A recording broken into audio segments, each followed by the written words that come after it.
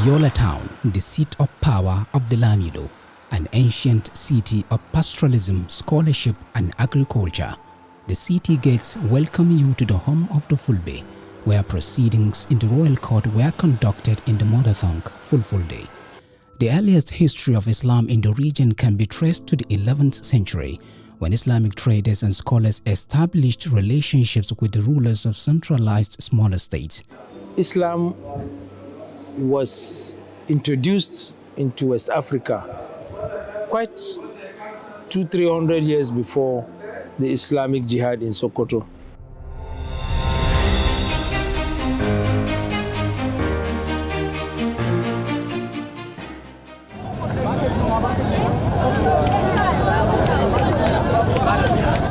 In the old days, the savannah regions of present-day Adamawa in northeast Nigeria were governed by independent Bata and Vari states for centuries. It was occupied really by different indigenous people, but there was no established, centralized political entities. So there were tribal groupings, tribal kingdoms ruled by maybe chief priests, no established political authority. So this is the kind of scenario that we had in Adamawa. By 1802, a wind of change was wafting through northern Nigeria. An Islamic revolution spearheaded by Sheikh Usman Dan Fodio. When the wind said, the Sokoto Caliphate reigned gloriously. One of the first criteria of Dan Fodio, that he ensured that all those that will carry his flag are those that are knowledgeable in Islamic knowledge and those that have the capacity to propagate Islam in Nigeria and beyond. Usman Dan Fodio was the genesis of his time, and then I gave out all these flags so that Islam could stabilize. And Islam did stabilize, because soon after the Jihad, it was not traditional rulers or traditional leadership or royal leadership. Each one was a flag bearer, was an Amir. Amir means Emir. Amir in Arabic was bastardized to become Emir in English. So that means leader. Amirul Mu'minin, if you remember the days of the Prophet Muhammad sallallahu alaihi wasallam, he was nicknamed Amirul Mu'minin, the leader of the faithful. So he gave out flags to Amirs, leaders, to go and lead with compassion, with capacity, with dedication, with knowledge. The overreaching ideology of the day was a monotheistic one against injustice and corruption. Sheikh Dan Fodio, the Amir al-Mu'minin, commander of the faithful, forged an alliance between the Hausa and the Fulani for a jihad in northern Nigeria. At the end of the jihad, he handed over most of the flags to the Fula, to people from his Fula race. And Fodio did not do that because he was an ethnic jingoist, no. He came to cleanse the society of un-Islamic practices. And most of the people who were his disciples in his entourage were Fula. And they were educated. The people he could trust that yes, they could provide leadership, they could provide guidance, they could provide direction, for the people to cleanse the society. So that was it. But the only man who was a non-Fula, Yakubu of Bauchi, was among the entourage, but he could be trusted with knowledge, with capacity, with leadership potential. He was installed. Fulbe clan leaders such as Ardo Gamawa of Rai, Ardo Jobdi of Bundang, Ardo Hamman Dendi of Banyu, and Ardo Hamman Sambu of Tabati chose emissaries to Sheikh Uthman Dan Fodio. Modibbo Adama, the land one, was selected to lead the delegation. They decided to form a delegation to go to Sokoto, and amongst them was Modibbo Adama, who was the youngest amongst them, and his clan happened to be the smallest because the other clans were bigger and wealthier. But they took him because of his intelligence, his wisdom, his knowledge about the wider world. It was the Sheikh himself who chose Modibbo Adama as leader Fombina, leader of the South. Before now, wealthy and influential Adon had served as leaders of Fulani clans. The installment of a territorial leader was Sheikh Usman Dan Fodio's making. If you look back at the point where Modibbo Adama himself took the Caliphate flag, from Sheikh Usman Dan Fodio in the early days of the Jihad. The mandate was, I'm handing over this flag to you.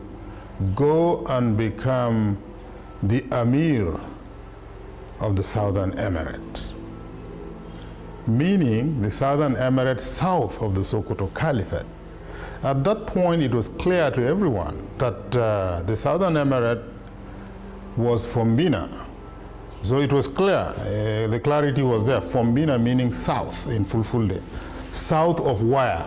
South of the Sokoto Caliphate. So it was clear that from the beginning that Modibbo Adama was going to lead the largest and most heterogeneous emirate of the Sokoto Caliphate.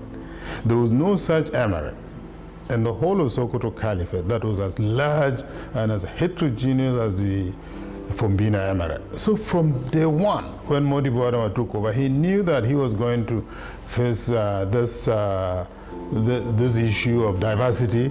So he prepared, he was prepared, because he was a man of knowledge, he was a man of integrity, he was highly, highly respected. In fact, that was what necessitated him being mandated to go and collect the Caliphate flag on behalf of other seniors of him, you know, in the emirate at that time. So when he came, he took over leadership of an emirate that transcended from the hills of Goza in present-day Borno State to the fringes of Tamia in Cameroon, to the borderline of Bagirmi in Chad Republic, and to the far reaches of even a substantial part of Central Africa. 4 countries into one. There's no such emirate of the Sokoto Caliphate. So Modibbo Adama laid the ground. When Modibbo Adama returned in 1806, he set up his military base in Gurun for a local government area of Adamawa State. Gurun, in the history of Adamawa, is the town where Modibbo Adama first settled before he moved on to Yola. And it is a very important town because Gurun settled before Yola. And it was from Gurun that Modibbo Hamma sent his brother, junior brother Modibbo Adama, to go to Sokoto to receive a flag. Because of that allegiance and the trust within the Modibbos by then, it leads to the success of the jihadists, which made them to conquer a lot of places up to the Republic of Cameroon, of which up to now that mutual understanding and cooperation is existing. Because they are giving their loyalty and allegiance to the Sultanate Council. By then, even if they want to install a Lamido, they have to go to Sokoto and get the blessing of the Sultan before the Lamido was even turban. That is before the coming of the Europeans. And even after the coming of the Europeans, when Nigeria got independent, that relationship and cooperation still exist.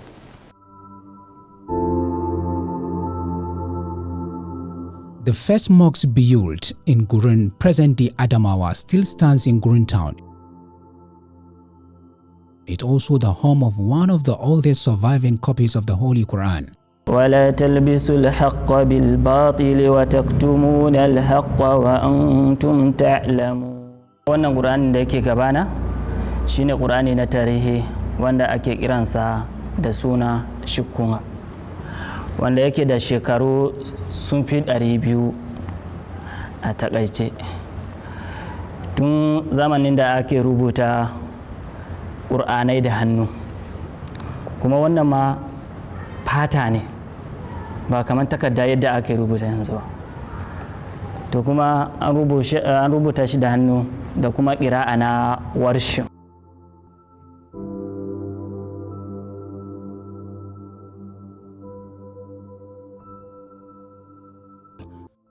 Today, artisans, trade and commerce flourish in Yola just as pastoral and agricultural pursuits. In the annals of history, cultural artifacts, historical monuments, and the palace walls, the story of Sheikh Usman Dan Fodio and Modibbo Adama remains a cherished legacy.